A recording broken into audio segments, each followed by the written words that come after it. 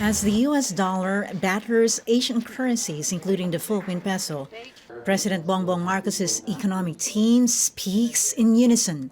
The National Economic and Development Authority, or NEDA, echoes the Bangko Sentral ng Pilipinas' stance on how far should authorities go to prop the peso up. We see it as hopefully very transitory, and we will have to observe first, because if it's a temporary shock, then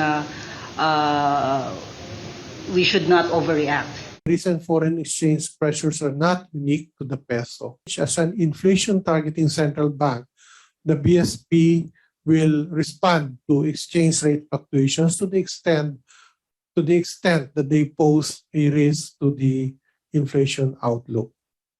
On Friday, the peso began the trading day strong, outshining Asian currencies that sank against the greenback. The Philippine currency gained almost 25 centavos in intraday trade, a day after the BSP raised borrowing costs by half a percentage point. From Japan to South Korea to India, central banks in the region moved to save their falling currencies against the dollar, which was boosted by the Fed's supersized rate hike.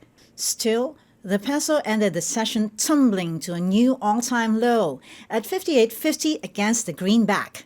NEDA Undersecretary Rose De Leon says seasonal dollar inflows from OFWs should lift the peso.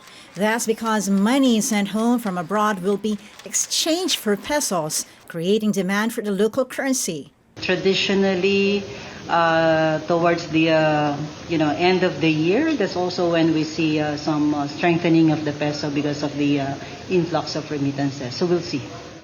OFW dollars have been shielding the Philippines from financial shocks. Despite tighter credit and higher mortgage rates, OFWs continue to boost condominium sales.